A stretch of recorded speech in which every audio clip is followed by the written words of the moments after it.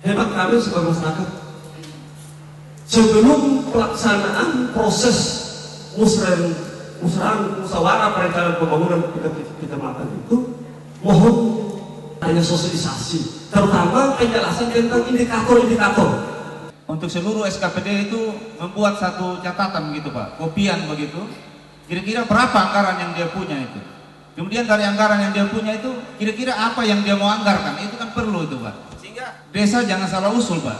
Sudah terjadi perubahan proses perencanaan dari bawah. Nah mudah-mudahan bagaimana kita merancang ini menjadi mengawal proses perencanaan ini, sehingga betul di bawah dari Pusrenbang itu menjadi satu media yang sangat kuat. Kalau misalnya tidak dikawal dari pertama perencanaan, itu kalau tidak ada pendamping, itu jelas akan sulit. Soal mengawal kegiatan ini, lalu kemudian ada keberatan banyak kegiatan saya yang tidak masuk. Di sini masyarakat hanya tahu sangat mendesak, tidak mendesak, dan poin-poinnya ada. Istilah Pusrenbang, kalau dari judulnya ada kesan bahwa setiap tahun kita itu merencanakan pembangunan. Sebenarnya yang saya lihat proses yang kita lakukan adalah sebenarnya tanpa sadar merencanakan kegiatan yang muaranya pada APBD, masuk dalam APBD atau tidak masuk dalam APBD. Kalau membentuk anggaran atau merumuskan sesuatu itu bukan tergantung dari APBD, tetapi apa yang ada di desa itu yang diprioritaskan. Artinya bahwa yang kita harus rencanakan di desa, potensi yang kita miliki. Sesungguhnya memang ide bagaimana kita membuat suatu perda tentang perencanaan partisipatif itu sebenarnya hasil dari bincang-bincang kami juga dengan Akses, juga bersama dengan BPD, bahwa ini memang sudah sebuah kebutuhan. Persoalannya apakah soal partisipasi atau soal perencanaan dan penganggaran? Perda itu bukan lagi peraturan daerah, tetapi yang berlaku itu pertalian daerah, apalagi kalau pertimbangan dapil. Masih agak sebuah tanda tanya kepada kita ketika kita membuat suatu perda partisipatif, di mana kemudian DPD ikat sedemikian terhadap apa yang dihasilkan dari setiap desa, berbenturan dalam artian kewenangannya seperti apa. Perda ini nanti harus dirancang yang berkenaan dengan perencanaan, berhubungan organisasi, bagaimana menggerakkan organisasi, bagaimana mengawasi organisasinya, dan yang paling penting adalah mengevaluasi dan melaporkan hasil kinerja kepada organisasi yang kita pilih. Saya pikir peraturan dibuat dengan satu maksud untuk menjawab atau menyelesaikan persoalan yang kita inventarisasi.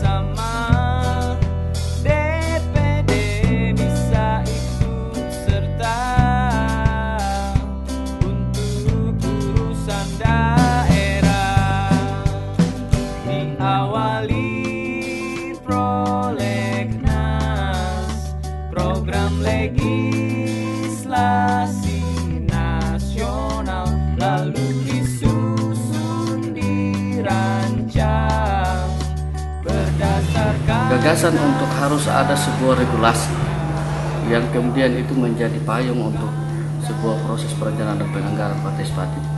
Sebenarnya itu pada akhir 2007 kita sudah mulai mendiskusikan itu. Pada saat itu memang diidentifikasi masing-masing melihat kira-kira dia mau mengambil agenda yang mana.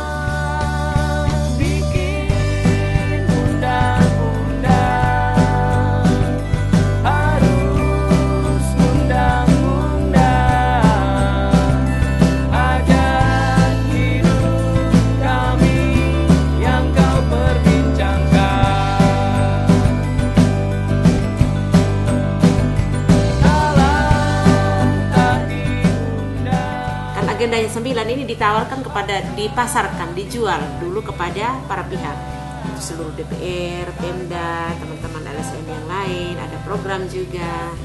Nah, dari ke-9 ini salah satunya adalah perencanaan penganggaran partisipatif. Nah, itu kita mencoba untuk bagaimana di Aras Kabupaten ada sebuah perda yang memberikan kepastian hukum masyarakat terlibat dalam setiap proses perencanaan. Ya, ini sebenarnya mulai nampak ini di atas 2004 ke atas ini untuk Sumba Barat. Mulai masuk otonomi, lalu LSM, teman-teman donatur ini mulai masuk dengan pola-pola penggalian gagasan di masyarakat. Nah, setelah itu baru kemudian beberapa undang-undang di tingkat nasional itu lahir. Undang-undang tentang transparansi dan undang-undang yang satu lagi itu tentang partisipasi kalau saya tidak salah. Kemudian undang-undang itulah yang kita anggap meyakinkan kita untuk kita perlu mengatur di kabupaten ini. Dan kita menyambut gembira itu karena apa? Dengan demikian separuh jalan sebenarnya sudah dilakukan.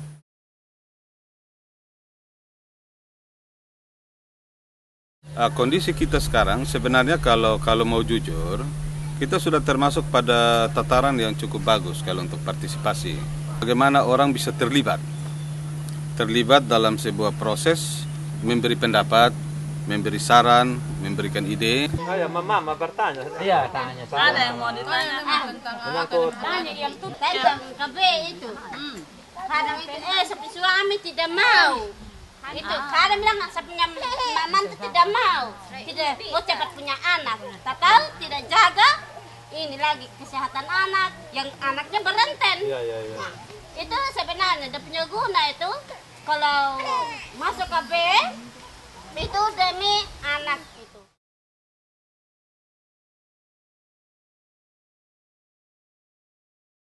Tapi bisa juga dia berkontribusi. Misalnya bawa beras, bawa minum. Pokoknya kita memberitahukan tanggal ini kita ada pertemuan, bagaimana anggarannya tidak ada. Oh, tidak apa-apa kalau tidak ada anggarannya, tergantung dari kita. Kalau kita mau pakai waktu 1 hari, ya kita bisa ini, saya tanggung ini. Misalnya ada yang tanggung beras, ada yang tanggung sayur, lombok seperti itu. Kalau di desa, sepanjang ini kalau perempuan sama sekali tidak ada, berarti musyawarah itu tidak berjalan. Akhir-akhir ini perempuan ya hampir 75% keterlibatan perempuan itu. Sangat senang juga karena akhir-akhir ini kami juga bisa turut untuk memutuskan. Contohnya tahun lalu pertemuan penyusunan RPJM desa. Itu kalau keterwakilan perempuan tidak ada, itu pertemuan malah dibatalkan. Jadi ada semacam komitmen yang mereka bangun sendiri bahwa harus ada keterwakilan. Jadi kalau bicara partisipasi dengan keterwakilan ya sudah mungkin ini sudah klop ini.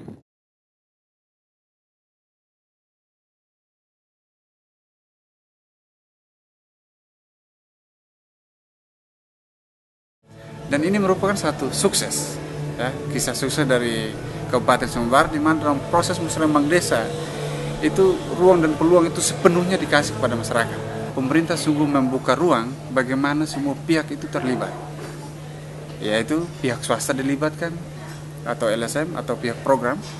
Jadi kita sama-sama merancang sistem musrembang yang sungguh-sungguh partisipatif. Memang apa yang kami sudah usulkan lewat musrembang di situ sampai ke Musrenbangdes dan sampai di kecamatan itu ya hanya yang yang mendesak itu yang diprioritaskan, sedangkan yang lain memang sudah tercover atau sudah terakomodir di dalam penyusunan RPJMD itu. Usulan kemarin itu menyangkut di bidang pendidikan itu kita mengusulkan satu SMA Negeri 1 Lemboya mau membangun pengadaan satu gedung SMA bersama ya gedung dengan guru dan muridnya. Kalau saya melihat orang Sumba Barat itu orang-orang yang familiar, Pak. Familiar dan mereka jujur kalau menyampaikan sesuatu. Masyarakat itu bebas untuk mengemukakan pendapat. Yang penting keadilan itu dia tegakkan dulu gitu. Warga yang didampingi tadi terkait proses itu merasa baru kali itu mereka merasakan mereka terlibat gitu ya, rasa gembira, rasa bangga, rasa senang, walaupun itu sebenarnya misalnya mereka rela korban, mereka merasa bahwa ya kita juga sebenarnya ini perlu untuk terlibat gitu ya. Masyarakat ini merasa bahwa mereka sebenarnya punya posisi penting untuk bisa memberikan sesuatu kepada bangsa ini, kepada daerah ini, yang ya harus jujur kita omong bahwa selama ini mereka tidak pernah alami begitu.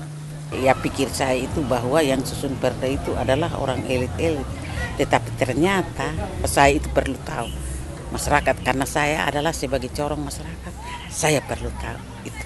Saya pikir ya karena kita membangun kerjasama yang sangat bagus, baik antara tingkat Pemda maupun DPR dengan OMS lainnya, sehingga kok sepertinya kita bisa membangun kekuatan yang sama, kita bisa sebenarnya mempunyai komitmen yang sama, begitu untuk mendorong adanya ini peraturan daerah yang partisipatif. Memang ini perda inisiatif bakal menjadi inisiatif dari BPMD, tetapi sesungguhnya di belakang itu kita sudah bangun komunikasi yang sudah cukup baik, sehingga kalau kelihatan sekali mulai dari proses kemarin itu seminar sampai dengan hari ini, kenapa kok kelihatan sekali gitu ya antara interaksi antara DPRD, kemudian dari pemerintah, masyarakat dan para pihak yang hadir dan terlibat sekarang sebagai tim perumus. Ya memang proses awalnya sudah mulai terbangun gitu, kita sudah mulai coba komunikasikan sejak awal. Dan ini yang mestinya harus kita terus dorong sehingga benar-benar masyarakat ini merasakan hasil dari perencanaan yang mereka buat sendiri. Bisa terukur dengan jelas kemajuan yang dicapai.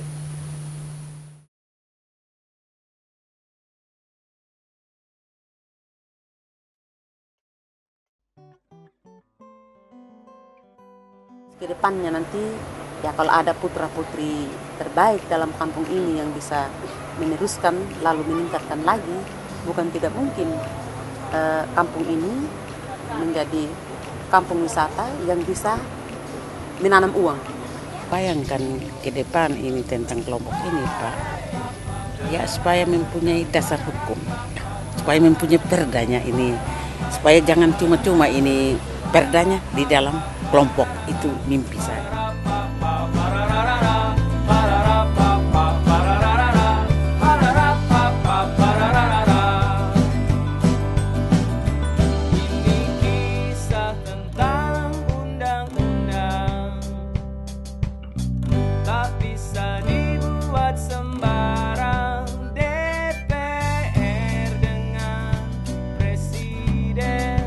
Mereka membahas bersama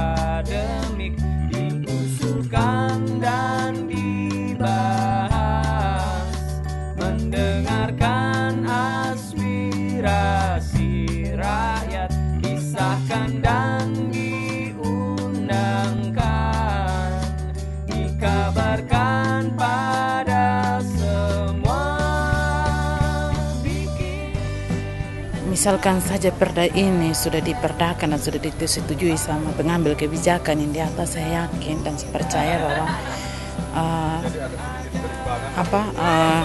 masyarakat Maluku itu sangat bahagia. Kalau hanya satu orang yang berjalan, satu orang yang berlangkah, itu akan apa yang kita maksud dia akan sia-sia. Oleh karena itu, marilah kita saling bergandeng tangan, satu langkah, satu arah, satu hati, satu pendapat, supaya apa yang menjadi harapan itu benar-benar tercapai.